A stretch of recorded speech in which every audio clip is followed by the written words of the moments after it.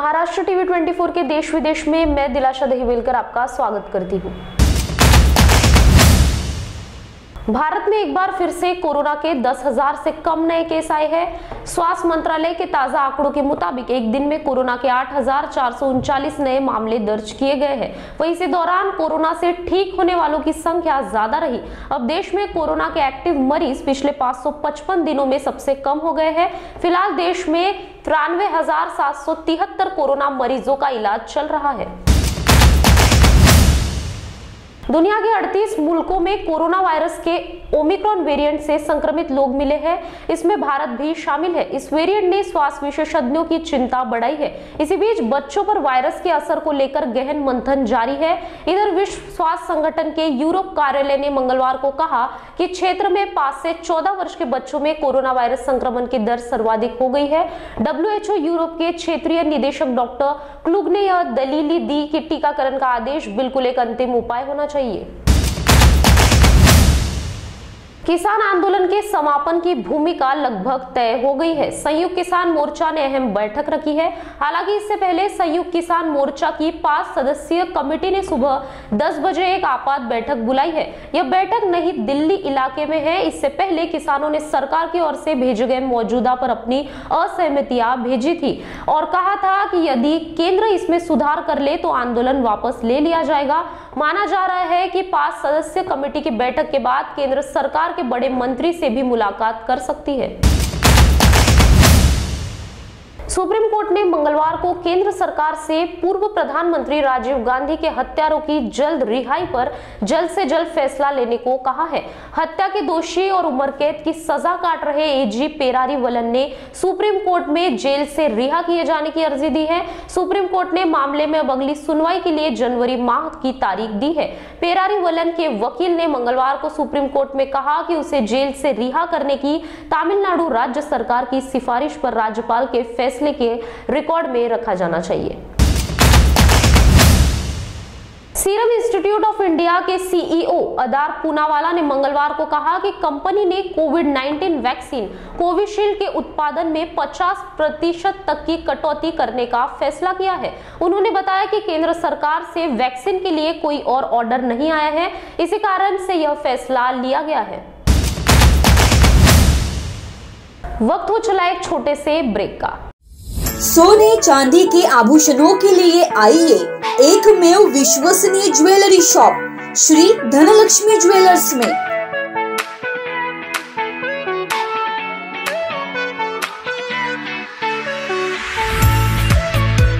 Shri Dhanlaxmi jewellers लाया है दिवाली पर खास ऑफर्स।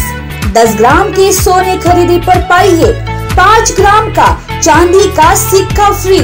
संपूर्ण हॉलमार्क ज्वेलरी और लेटेस्ट ज्वेलरी डिजाइन्स मिलने का हिंगा का एकमेव ज्वेलरी शॉप।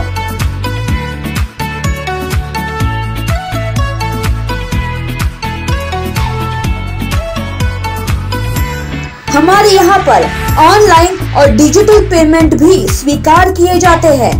बहुत ही जल्द अब नई शाखा जलाराम मंगलम में, तो देर किस बात की, एक बार अवश्य पधारे। श्री धनलक्ष्मी ज्वेलर्स, पारधी नगर, हिंगा road, Nagpur. Contact number 9423102449।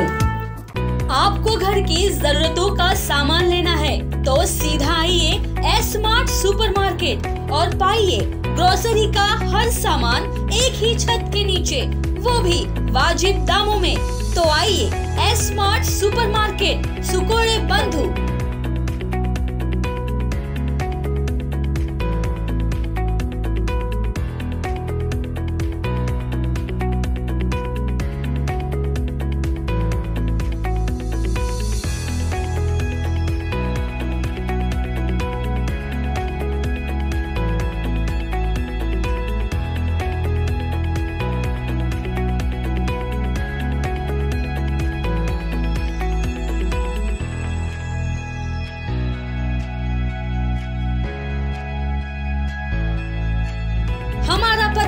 Plot number 9, Dattanagar, Vindhyavasini lawn के पास, Ghogli road, Besa, Nagpur. Home delivery के लिए कॉल करें 8888 876878. NV Diagnostics. Everything in diagnostics. Best services and quality products. Contact us on Vinod G. Kumar 9822700773 and 9834205411. Need anything in diagnostics? Then call us and get everything you need. Our address NV Diagnostics, plot number 150/B Impress Mill Colony, quarter number 4 near Pragatishil Mangal Karyalay, Besan Bagh, Nagpur 440004. स्वागत है आपका break के बाद। विश्व असमानता report 2022 में भारत को बड़ा झटका लगा है। इस रिपोर्ट में कहा गया है कि भारत एक गरीब और असमानताओं से भरा देश है। भारत को लेकर इस रिपोर्ट में कहा गया है कि यह एक ऐसा देश है जहां की शीर्ष 10% आबादी के पास राष्ट्रीय आय का 57% हिस्सा है, जबकि 50% निचले तबले के पास सिर्फ 13% हिस्सा है। यह रिपोर्ट वर्ष 2021 पर आधारित है। इस रिपोर्ट में यह भी दावा किया गया है कि साल 2020 में देश की ग्लोबल इनकम भी काफी निचले स्तर पर पहुंच गई है।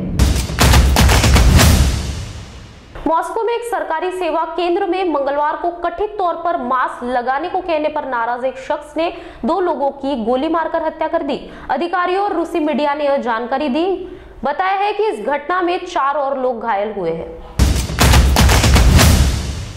संयुक्त अरब अमीरात अपने देश में काम कर रहे कर्मचारियों के लिए एक नया नेशनल वर्किंग वीक लागू करने जा रहा है। इसके तहत 1 जनवरी 2022 से कर्मी यूएई में 4.5 दिन काम करेंगे और 2.5 दिन आराम करेंगे। यूएई सरकार इस संबंध में आधिकारिक बयान जारी किया है। इसी के साथ यूएई दुनिया का पहला देश बन जाएगा जहां सप्ताह में 5 से कम दिन काम करना होगा। यूएई ने काम और व्यक्तिगत जीवन में सामंजस्य बेहतर करने के मकसद से यह कदम उठाया है। बीबीसी ने मंगलवार को साल 2021 की 100 सबसे प्रभावशाली महिलाओं की सूची जारी की है। इसमें 2 भारतीय महिलाएं भी शामिल हैं। गुजरात के दलित परिवार से जुड़ी मंजुला प्रदीप, जहां एक जानी मानी मानवाधिकारी कार्यकर्ता है, वहीं टीवी एंकर के रूप में काम कर चुकी मुग्धा कालरा पीड़ितों के अधिकारों की आवाज उठाने के लिए जानी जाती है। पाकिस्तान की एक अदालत ने प्रतिबंधित संगठन तहरीक-ए-तालिबान पाकिस्तान के लिए धन जुटाने के मामले में दोषी ठहराए गए एक व्यक्ति को बरी कर दिया है। काउंटर टेररिज्म डिपार्टमेंट की ओर से दर्ज एक मामले में अदालत ने डावर खान को 1 साल की कैद की सजा सुनाई थी।